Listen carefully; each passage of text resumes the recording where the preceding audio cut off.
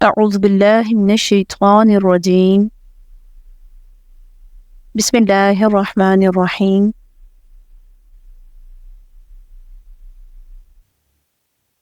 آج انشاءاللہ تعالی عز و جل ہم سورۃ البقرہ آیت نمبر 152 سے اپنے سبق کا آغاز کریں گے۔ قرآن کریم کی تمام آیات بہترین آیات ہیں، اور ہر آیت ہم سب کو معلوم ہے ہمارے لیے ایک بہت بڑا سبق رکھتی ہے، ہمارے لیے ہدایت کا باعث ہے، بشرطے کہ ہم ہدایت کی طرف آنا چاہیں۔ آج کی آیات انشاءاللہ تعالی عز و جل جو ہم پڑھیں گے نہایت مفید آیات ہیں، اور ایسی آیات ہیں کہ جس میں اللہ سبحانہ و تعالی اپنی طرف بلا رہا ہے، دعوت ہے کہ میری طرف آؤ، میری طرف آؤ گے تو رزلٹ بہت اچھا ملے گا، آگے پیچھے جاؤ گے تو کچھ نہیں ملے گا، کبھی نہیں ملے گا۔ تو ہمارا رب، ہمارا خالق، ہمارا مالک ہمیں اپنی طرف دعوت دے رہا ہے کہ میں تمہیں ہر وقت یاد رہوں، مجھے ہر وقت یاد رکھو، مجھے بھولو نہیں۔ جب تم مجھے ہر جگہ یاد رکھو گے، ہر جگہ، تو رزلٹ کیا ہوگا؟ بدلے میں میں بھی تمہیں یاد رکھوں گا۔ انسان بھول بھی جاتا ہے، لیکن جب اللہ اس کو یاد رکھتا ہے تو اللہ چھوڑتا نہیں ہے، اللہ اپنی نگاہ میں رکھتا ہے، اللہ عطا فرماتا ہے۔ من حیث لا یحتسب، بندہ گمان بھی نہیں کر سکتا۔ آئیے ہم آیت نمبر 152 کی طرف چلتے ہیں۔ فاذکرونی، سبحان اللہ، بس مجھے یاد کرو، میرا ذکر کرو۔ اذکرکم، میں تمہارا ذکر کروں گا، میں تمہیں یاد کروں گا، تم مجھے یاد کرو، میں تمہیں یاد کروں گا۔ واشکرولی، اور میرا شکر ادا کرو، میرے لیے شکر ادا کرو۔ ولا تکفرون، اور میری ناشکری نہ کرو۔ جیسے کہ ہم نے کل کی آیات میں پڑھا، اللہ سبحانہ وتعالی نے اپنی جو نعمتیں ہمیں عطا کی ان کا ذکر فرمایا، اور آخری جو ہم نے پڑھا تھا نعمت عظمیٰ حضور صلی اللہ تعالی علیہ وآلہ وسلم، ان کے بارے میں پڑھا۔ پھر بیت اللہ شریف اللہ تعالیٰ نے ہمیں بہترین قبلہ نوازا، بہترین نبی آخر الزماں عطا فرمائے، نعمت عظمیٰ عطا فرمائے، اس کے ساتھ بہترین دین، مکمل شریعت اور ایک بہترین امت بنایا۔ تو اب اللہ تعالیٰ کیا فرما رہا ہے؟ اسی لیے اس آیت مبارکہ میں اللہ سبحانہ وتعالی اپنی نعمتوں کا ذکر فرما کے لوگوں کو حکم دے رہا ہے کہ مجھے یاد رکھو اور میرا شکر ادا کرو۔ جس طرح یہ احسان تم پر میں نے کیا، یعنی قبلہ تمہارے لیے خاص کیا، تمہیں نبی آخر الزماں عطا فرمائے، تمہاری شریعت کو مکمل کیا، تمہیں بہترین امت بنایا، تو تم نے کیا کرنا ہے؟ میں نے اتنے احسانات کیے تو تم بھی میرے ذکر اور میرے شکر سے غفلت نہ برتو۔ اللہ سبحانہ وتعالی ہم سے کیا چاہ رہا ہے؟ اللہ تعالیٰ فرماتا ہے میرا ذکر کرو۔ اب ذکر کیا ہے؟ بھولی ہوئی چیز کو یاد کرنا۔ موسیٰ علیہ السلام نے اللہ سبحانہ وتعالی کی بارگاہ میں عرض کی کہ خدایا تیرا شکر کس طرح ادا کروں؟ اللہ سبحانہ وتعالی نے فرمایا کہ مجھے یاد رکھ، بھول نہیں۔ اللہ کو یاد رکھنا کیا ہے؟ شکر ہے، بھولنا ناشکری ہے۔ یعنی یاد کیا ہے؟ شکر ہے، اور بھول کفر ہے۔ اور قرآن کریم کی آیت اس کی تائید بھی کرتی ہے، لَئِن شَكَرْتُمْ لَأَزِيدَنَّكُمْ، تم شکر کرو گے میں نعمتیں بڑھا دوں گا۔ وَلَئِن كَفَرْتُمْ، اگر تم نے ناشکری کی ان عذاب لشدید، میرا عذاب بڑا سخت ہے۔ حسن بصری رحمۃ اللہ علیہ فرماتے ہیں کہ اللہ کی یاد کرنے والے کو اللہ بھی یاد کرتا ہے، اور جو اس کا شکر ادا کرنے والا ہوتا ہے لَأَزِيدَنَّكُمْ، اللہ تعالیٰ نے قرآن کریم میں فرما دیا میں بڑھا دوں گا۔ تم میری نعمتوں کی قدر کرو، جو میں نے نعمتیں دی ہیں ان کا شکر کیا ہوگا، ان کو صحیح سے استعمال میں لانا، اور جو شکر کرتا ہے اللہ اس کو زیادہ دیتا ہے، نا شکرے سے وہ نعمت بھی چھین لیتا ہے۔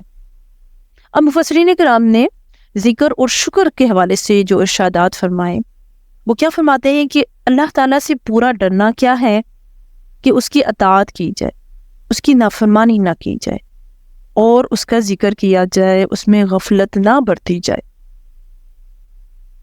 اس کا شکر ادا کیا جائے، ناشکری نہ کی جائے۔ حضرت عبداللہ بن عمر رضی اللہ تعالی عنہ سے سوال ہوا کہ کیا زانی، شرابی، چور اور قاتل نفس کو بھی اللہ تعالیٰ یاد کرتا ہوگا؟ فرمایا ہاں، برائی سے، اچھائی سے نہیں یاد کرے گا، اچھے کام کرے گا تو اچھے لفظوں میں اللہ یاد کرے گا نا۔ حسن بصری رحمۃ اللہ علیہ فرماتے ہیں مجھے یاد کرو، اللہ فرماتے ہیں فَاذْكُرُونِي، مجھے یاد کرو، یعنی میری ضروری احکام بجا لاؤ۔ یہ ہمیں سمجھنا ہے، ذکر میں تسبیح، تحلیل، تکبیر یہ تمام چیزیں آتی ہیں، بٹ اس کے ساتھ ذکر میں کیا ہے کہ اللہ کی ضروری احکامات کو بجا لایا جائے۔ جب تم میرے احکامات کو بجا لاؤ گے میں تمہیں یاد کروں گا۔ اللہ کا یاد کرنا کیا ہے؟ اپنی نعمتیں عطا فرمائے گا، اللہ بخشش کی نعمت ہمیں عطا فرمائے گا، اپنی رحمتیں ہم گناہگاروں پر نازل فرمائے گا، ہم اس کے احکامات کو بجا کے لائیں گے، اور بدلے میں نعمتیں اللہ کی ملیں گی، بخشش کی اور رحمت کی نعمت ہمیں ملے گی۔ اور یہ چھوٹی نہیں ہے، اللہ ہمیں اپنے ذکر کی دعوت دے رہا ہے۔ تو اب ہمیں کیسے ذکر کرنا ہے، انشاءاللہ کچھ حدیث بیان کرنے کے بعد اس کی طرف آتے ہیں۔ حضرت ابن عباس رضی اللہ تعالی عنہ فرماتے ہیں کہ اللہ کا یاد کرنا تمہاری یاد سے بہت بڑی چیز ہے۔ حدیث قدسی میں آتا ہے کہ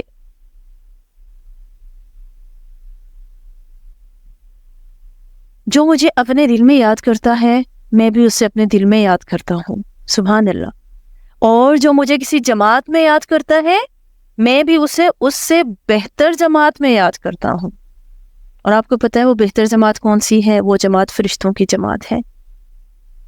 مزید آگے اللہ تعالیٰ فرماتا ہے جو شخص میری طرف ایک بالشت بڑھتا ہے میں اس کی طرف ایک ہاتھ بڑھتا ہوں، اور اگر اے ابن آدم، اے بنی آدم تو میری طرف ایک ہاتھ بڑھے گا تو میں تیری طرف 2 ہاتھ بڑھوں گا، اور اگر تو میری طرف چلتا ہوا آئے گا تو میں تیری طرف دوڑتا ہوا آؤں گا۔ بخاری شریف کی روایت ہے کہ اللہ کی رحمت تو بخشش کے بہانے تلاش کرتی ہے، بشرطے کہ ہم قدم بڑھائیں، ہم اللہ سبحانہ و تعالیٰ کی طرف جائیں۔ بلکہ اللہ تبارک تعالیٰ مفسرین فرماتے ہیں کہ اللہ تعالیٰ کی رحمت اس سے بھی زیادہ قریب ہے۔ ایک اور حدیث میں حضرت ابو ہریرہ رضی اللہ تعالی عنہ فرماتے ہیں کہ نبی کریم صلی اللہ علیہ وآلہ وسلم نے فرمایا کہ اللہ تعالیٰ ارشاد فرماتا ہے کہ میں اپنے بندے کے گمان کے مطابق اس سے سلوک کرتا ہوں، اور جب وہ میرا ذکر کرتا ہے تو میں اس کے ساتھ ہوتا ہوں۔ اگر دل میں یاد کرے، یعنی بندہ مجھے دل میں یاد کرے تو میں بھی اسے دل میں یاد کرتا ہوں، اگر وہ کسی مجمع میں مجھے یاد کرے تو میں اس سے بہتر مجمع میں جماعت بھی اس کو یاد کرتا ہوں۔ ایک بالشت میرے نزدیک ہوتا ہے تو میں ایک ہاتھ اس کے نزدیک ہوتا ہوں، اور اگر وہ ایک ہاتھ میرے نزدیک ہو تو میں دونوں بازو پھیلائے اس کے قریب ہوتا ہوں، اگر وہ میرے پاس چلتا ہوا آتا ہے تو میں دوڑ کر اس کی طرف جاتا ہوں۔ بخاری شریف میں یہ روایت موجود ہے۔ تو اللہ تعالیٰ ہمیں اپنے ذکر کی دعوت دے رہا ہے، اور ذکر میں جیسے کہ میں نے عرض کیا تسبیح، تحلیل، تکبیر، روزمرہ کے ذکر و اذکار، صبح و شام کے ذکر و اذکار شامل ہیں۔ اب بندہ ذاکرین کی فہرست میں کیسے شامل ہوگا؟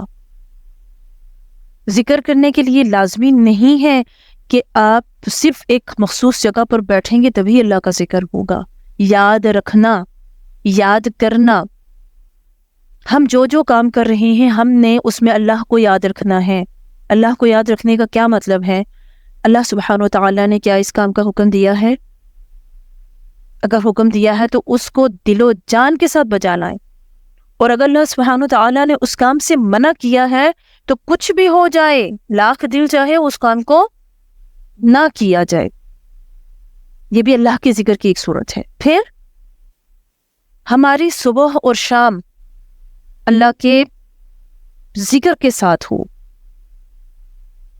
صبح اٹھتے ہی بستر سے جب ہم اٹھیں، ہماری آنکھ کھلے تو ہماری زبان پر پہلے اللہ کا ذکر ہونا چاہیے کہ الحمدللہ، اللہ تیرا شکر ہے تو نے مجھے زندگی بخشی،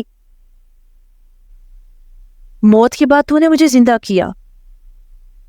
اس کے بعد اٹھ کر وضو کرنا.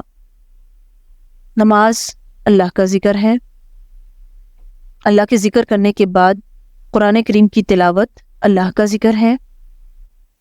اس کے بعد جو روٹین کے ورک ہم کرتے ہیں، جو روٹین کے ہم کام کرتی ہیں، لیڈیز کام کرتی ہیں، چاہے وہ ناشتہ بنا رہی ہیں، آپ ناشتہ بنائیں لیکن اس کے ساتھ یاد رکھیں کہ اللہ کے لیے وقت نکالنا ہے. ناشتہ بناتے بناتے صبح و شام کی ذکر و اذکار کریں، مسنون اذکار کو یاد کریں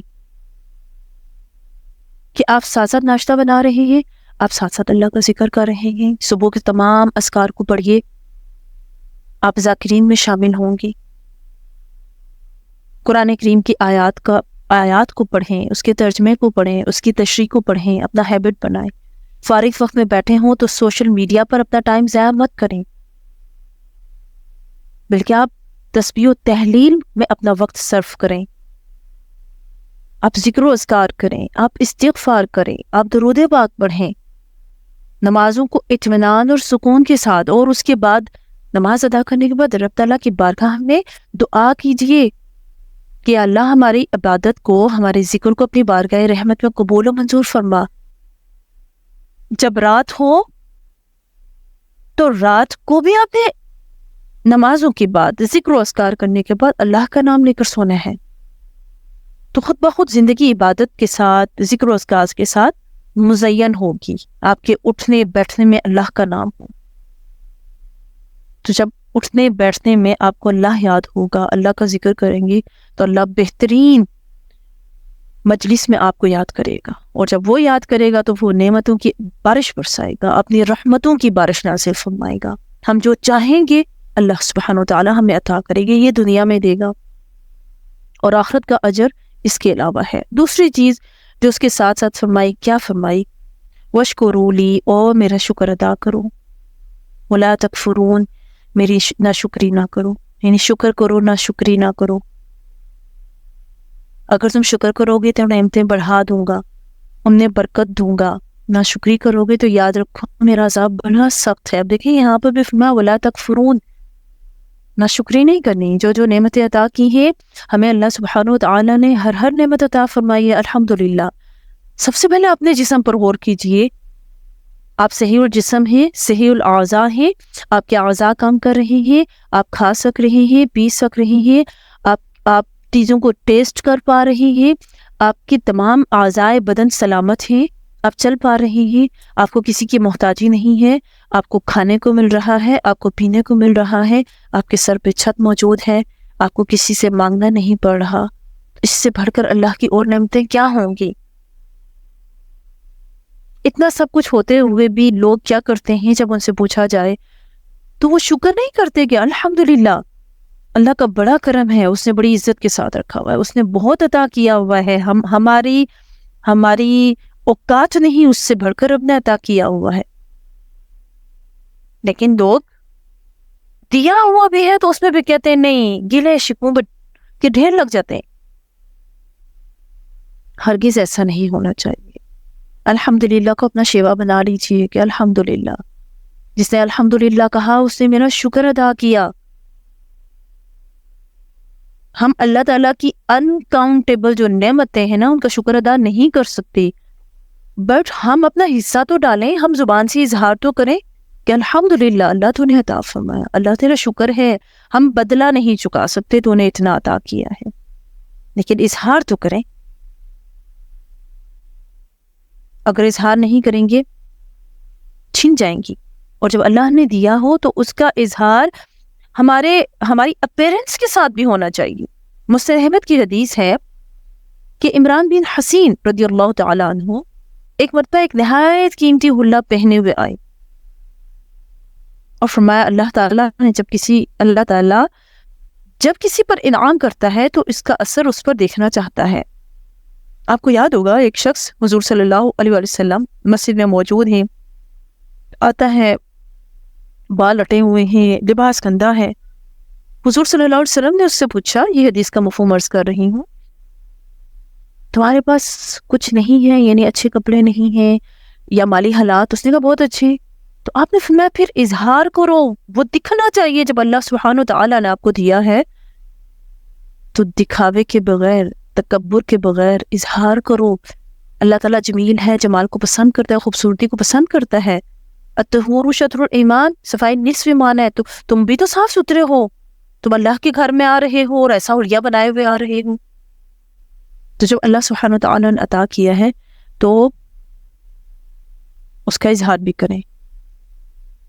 جب اللہ تعالیٰ کا شکر ادا کرنے سے کیا ہے، اللہ تعالیٰ وہ نعمت بحال ہی نہیں رکھتا بلکہ مزید اس کو عطا فرماتا رہتا ہے۔ یہ یاد رکھیں، ہمیں اللہ نے نعمتیں دی ہیں، جب ہم اس کا شکر کریں گے اللہ بحال بھی رکھے گا اور مزید اس کو بڑھائے گا، اور ناشکری کی صورت میں نعمت چھن جائے گی، سزا بھی ملے گی۔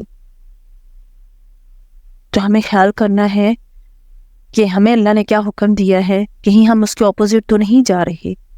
تو اپنا شیوا بنانا ہے، اپنی عادت بنانی ہے انشاءاللہ تعالیٰ عز و جل آج کی آیات کے بعد، کہ ہم نے اللہ تعالیٰ کا شکر ادا کرنا ہے، ناشکری نہیں کرنی۔ اگلی آیت اس سے بھی بڑا سبق لیے ہوئے آ رہی ہے۔ پریشان ہو تو کہاں جانا ہے، مدد چاہیے تو کہاں جانا ہے، تمہیں کوئی ضرورت نہیں لوگوں کے دروں پر جانے کی، لوگوں سے مانگنے کی، پہلے جو سپریم پاور ہے اس کی طرف تو آؤ۔ فرمایا یا ایھا الذین آمنو، اے ایمان والو، استعینوا، تم مدد طلب کرو، بالصبر، ساتھ صبر کے، والصلاۃ، اور نماز کے، ان اللہ، بے شک اللہ تعالیٰ، مع الصابرین، سبحان اللہ، اللہ تعالیٰ صبر کرنے والوں کے ساتھ ہے۔ مشکل اور پریشانی کے عالم میں صبر اور نماز سے مدد دینے کا حکم ہم اسی سورہ مبارکہ میں آیت نمبر 45 میں بھی پڑھ چکے ہیں۔ اب کیونکہ اس سے ان آیات سے پہلے ہم تحویل کعبہ کا حکم پڑھ رہے ہیں، تو تحویل قبلہ کے ساتھ ساتھ امت مسلمہ کو جس امامت کے لیے تیار کرنا مقصود ہے، تو اس راہ میں بے شمار مشکلات آئیں گی، مصائب آئیں گے، آلام آئیں گے۔ اسی لیے فرمایا کہ اے مسلمانوں تیار رہو، یہ چیزیں تمہارے ساتھ پیش ہوں گی، آنے والی ہیں تمہارے لیے مشکلات، مصائب و آلام۔ تو ایسے اوقات میں تم نے صبر اور نماز سے کام لینا ہے۔ صبر سے انسان بہت سی مشکلات پر قابو پا لیتا ہے، اور نماز ان حالات میں نفس انسانی کو اطمینان بخشتی ہے، بندے کا توکل اللہ سبحانہ و تعالیٰ کی ذات پر بڑھتا ہے، اور جب توکل ہو تو مشکلات میں ثابت قدم رہنے کے لیے ایک بہت بڑا سہارا انسان کو مل جاتا ہے۔ صبر کرنے والوں کے ساتھ کون ہے؟ اللہ سبحانہ و تعالیٰ۔ ایسے لوگوں کی مدد اللہ کی طرف سے ہوتی ہے، اعانت اللہ سبحانہ و تعالیٰ کی طرف سے ہوتی ہے۔ جیسے کہ ہم نے سنا نا کہ صبر کا پھل میٹھا، یہ بات ہر انسان کو اپنی ذاتی تجربات کی بنا پر معلوم ہو سکتی ہے اور ہوتی رہتی ہے کہ جو دنیا میں صبر کرتے ہیں تو اس کا ریوارڈ اللہ سبحانہ و تعالیٰ انہیں ضرور بضرور عطا کرتا ہے۔ یہاں دو چیزیں ہمیں بتائی، اے ایمان والو، تم نے اللہ سے مدد طلب کرنی صبر کے ساتھ اور نماز کے ساتھ۔ آیت نمبر 45 میں ہم نے کیا پڑھا تھا کہ یہ دونوں چیزیں بھاری ہیں، مگر خاشعین، جو اللہ سے ڈرنے والے ہیں نا، ان پر یہ بھاری نہیں ہے۔ اس کے علاوہ نافرمانوں پر، فاسقوں پر یہ چیزیں بھاری ہوں گی، انہیں یہ چیزیں ہرگز نہیں کرنی ہوں گی۔ تو شکر کے بعد اگلی چیز ہے صبر، اور اس کے ساتھ نماز، کہ ان بڑے بڑے نیک کاموں کا ان کاموں کو جب سر انجام دیتے ہیں نا، تو رزلٹ کیا ہوتا ہے؟ نجات۔ ان صبر، نماز، شکر، ذکر جب یہ کریں گے تو بدلے میں ہمیں اللہ سبحانہ وتعالی نجات عطا فرمائے گا۔ اچھا، ایک چیز جو ہم نے ذہن میں رکھنی ہے، اب انسان کی کیا نیچر ہے؟ وہ بھلائی میں ہوگا تو ظاہری سی بات ہے وہ شکر ادا کرے گا، اور مشکل میں ہوگا، برائی میں ہوگا تو یہ موقع کیا ہے؟ صبر کا ہے۔ حدیث مبارکہ میں آتا ہے کہ مومن کی کیا ہی اچھی حالت ہے کہ ہر کام میں اس کے لیے سراسر بھلائی ہی بھلائی ہے، اسے راحت ملتی ہے، شکر کرتا ہے تو اجر پاتا ہے، رنج پہنچتا ہے صبر کرتا ہے تو بھی اجر پاتا ہے۔ اب اس آیت میں بھی اسی کا بیان ہے کہ مصیبتوں پر تحمل کرے، اور انہیں ٹالنے کا ذریعہ صبر اور نماز ہے، کہ ان دو چیزوں سے تم نے اللہ سے مدد مانگی ہے۔ ہمارے لیے بہترین اسوہ حضور صلی اللہ علیہ وآلہ وسلم کی ذات گرامی ہے۔ اب حضور کیا کیا کرتے تھے؟ کوئی کام آپ کو غمزدہ کر دے، پریشان کر دے، تو حدیث میں آتا ہے کہ جب کوئی کام حضور صلی اللہ علیہ وآلہ وسلم کو غم میں ڈال دیتا تو آپ صلی اللہ علیہ وآلہ وسلم نماز شروع کر دیتے، نماز کے ذریعے اللہ سے مدد طلب کیا کرتے تھے۔ اور صبر کی دو قسمیں ہیں جو ہمیں ذہن میں رکھنی ہیں۔ اب کیا ہے؟ حرام اور گناہ کے کاموں کے ترک کرنے پر، اطاعت اور نیکی کے کاموں کے کرنے پر، اور یہ صبر پہلے صبر سے بڑا ہے۔ سب سے پہلے حرام اور گناہ کے کاموں کو چھوڑنے پر آپ نے صبر کرنا ہے، صبر رک جانا۔ آپ نے گناہ اور حرام کاموں کو کیا کرنا ہے؟ چھوڑ دینا ہے۔ دوسری چیز، اطاعت اور نیکی کے کاموں پر صبر، جو دوسرا والا ہے نا، یہ پہلے والے صبر سے بڑا ہے۔ اور تیسرا جو صبر ہے، تیسری جو قسم ہم کہہ سکتے ہیں صبر کی ہے، وہ کیا ہے؟ مصیبت، دکھ، درد پر یہ بھی واجب ہے، جیسے کہ عیبوں سے استغفار کرنا واجب ہے۔ حضرت عبد الرحمن رحمۃ اللہ علیہ فرماتے ہیں کہ اللہ تعالیٰ کی فرمانبرداری میں استقلال سے لگے رہنا، گو کہ نفس پر شاد گزرے، طبیعت کے خلاف ہو، جینا چاہے، ایک صبر تو یہ ہے کہ اللہ کی فرمانبرداری میں آپ لگے رہیں، دل نہیں چاہ رہا، طبیعت کے اپوزٹ ہے، جی بھی نہیں چاہتا، بٹ آپ فرمانبرداری پر لگے ہوئے ہیں، یہ ایک صبر کی قسم ہے۔ دوسرا صبر کیا ہے؟ اللہ سبحانہ وتعالیٰ کی نامرضی کے کاموں سے رک جانا، جو اللہ کو پسند نہیں ہے ان کاموں سے رک جانا، اللہ کو پسند نہیں ہے ان کاموں سے رکنا، گو کہ ہم چاہ رہے ہیں، ہمارا نفس کا میلان اس طرف ہے، خواہش نفس اکسا رہی ہو، ہم اتر جائیں، لیکن رک جانا کہ اللہ کو یہ کام پسند نہیں ہے۔ امام زین العابدین رحمۃ اللہ علیہ فرماتے ہیں کہ قیامت کے دن ایک منادی ندا کرے گا کہ صبر کرنے والے کہاں ہیں، اٹھیں اور بغیر حساب و کتاب کے جنت میں چلے جائیں۔ کچھ لوگ اٹھ کھڑے ہوں گے اور جنت کی طرف بڑھیں گے، فرشتے انہیں دیکھ کر پوچھیں گے کہاں جا رہے ہو؟ یہ کہیں گے جنت میں، وہ کہیں گے ابھی تو حساب بھی نہیں ہوا، کہیں گے ہاں حساب سے بھی پہلے، پوچھیں گے آخر آپ کون لوگ ہیں؟ جواب دیں گے ہم صابر لوگ ہیں، اللہ تعالیٰ کی فرمانبرداری میں لگے رہے اور اس کی نافرمانی سے بچتے رہے، مرتے دم تک اس پر اور اسی پر صبر کیا، صرف اور صرف اللہ پر صبر کیا اور جمے رہے۔ فرشتے کہیں گے پھر تو ٹھیک ہے، بے شک تمہارا یہی بدلہ ہے اور تم اسی لائق ہو، جاؤ جنت میں مزے کرو، اچھے کام کرنے والوں کا اچھا ہی انجام ہے۔ قرآن کریم میں بھی اللہ تعالیٰ فرماتا ہے نا کہ یوفی الصابرون اجرہم بغیر حساب، کہ صابروں کو ان کا پورا پورا بدلہ بے حساب دیا جائے گا۔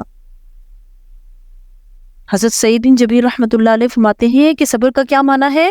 اللہ تعالیٰ کی نعمتوں کا اقرار کرنا، مصیبتوں کا بدلہ خدا کے ہاں جان کر ان پر ثواب طلب کرنا، ہر گھبراہٹ، پریشانی اور کٹھن موقع پر استقلال اور نیکی کی امید پر خوش نظر آنا۔ اللہ تعالیٰ ہمیں صبر و شکر کرنے کی توفیق عطا فرمائے، نماز پڑھنے کی توفیق عطا فرمائے اور ذکر و اذکار کرنے کی توفیق عطا فرمائے۔ وآخر الدعوانا ان الحمد للہ رب العالمین۔ سبحانک اللہم وبحمدک اشہد ان لا الہ الا انت استغفرک واتوب الیک۔ آمین ثم آمین۔ السلام علیکم ورحمۃ اللہ وبرکاتہ۔